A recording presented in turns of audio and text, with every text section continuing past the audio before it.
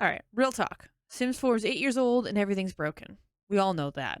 But the Sims team has just put out that they're going to put out a big announcement on October 18th at the Sims Summit. So it's a live stream for YouTube and Twitch simultaneously, and they're going to tell us all the big news of what's happening. A lot of people are speculating that it's going to be the Sims 5 announcement, and I think yes and no, it might be. There also have been a few Simmers that I've been watching that don't think that's true. They're like, no, it's not happening. No, it's not happening. But I don't know if it's truly going to be the Sims 5 announcement or it's going to be a side project that's happening in tandem with the Sims 5. Hear me out.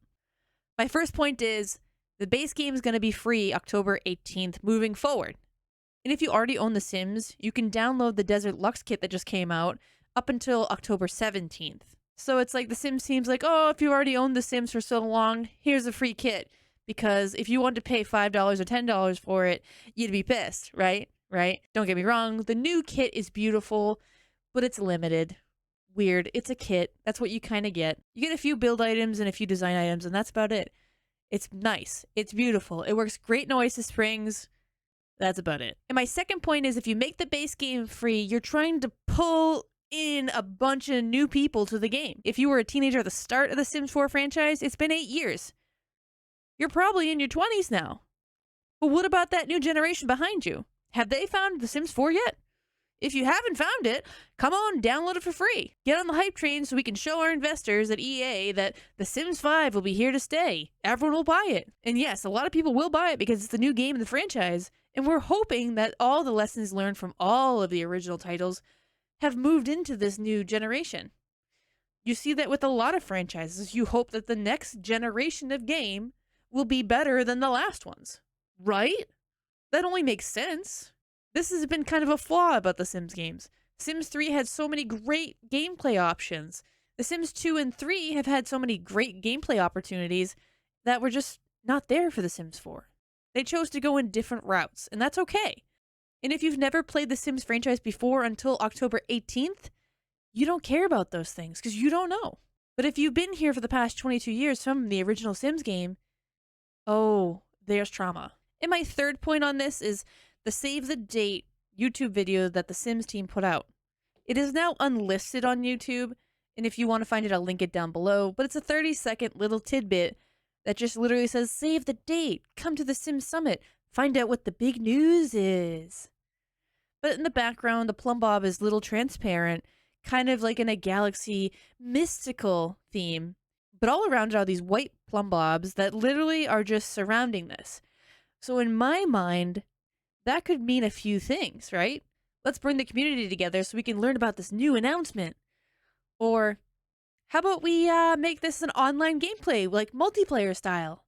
And I just think that will, no intensive purposes, kill the franchise. If you are moving forward with The Sims 5, thinking it's going to be a full online immersive game, a lot of people don't like that. The Sims team has tried The Sims Online, and it just failed miserably. So when something is fully immersive online, you have less control over it from a standpoint of gameplay and kind of just like safety.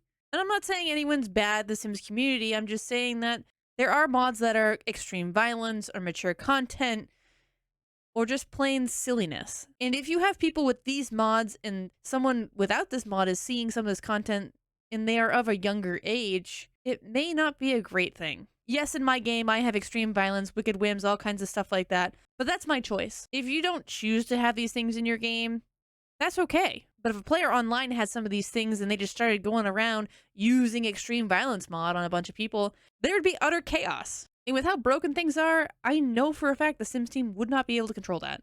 I think it'd be interesting at first to be able to go online and see a bunch of stuff and visit these public locations and, you know, try to live in the real world as your Sim, right? But I think it would really hurt the Sims franchise. Now, if you made it more like Animal Crossing, where you can choose to go to your friends' games, visit their community lots or their household with a code, I think that's good. I think that's a great idea. Allow the users within the system to be able to communicate to each other that they want to be in each other's games.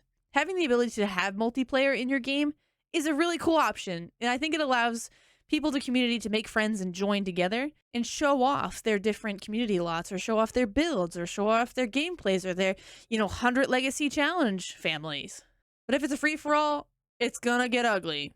So I really hope this big announcement is that we're working on this amazing new game with all the lessons learned that we have. We've heard you guys speak. We've heard your concerns. Not, hey, we're gonna throw you off the deep end to Lake Lundvik and just see if you can swim. That's a Werewolves reference. I love that game back. And it's more like, and I hope it's more like, we've heard you. We've heard your concerns. We're gonna look at everything that was successful in the past games and move forward, building the best game that we can. Because if not, Paralives is gonna run us over. I hope EA is paying attention, because if Paralives comes out of development being a stronger game that the Simmers are all willing to play to become Paras, the Sims franchise may be in trouble. This is just my unpopular opinion, and if you think I'm totally off base, let me know in the comments. I'd love to hear from you guys to know what you guys think is going to happen, because until October 18th, it's all speculation. And with that being said, I'll catch you in the next one. See ya.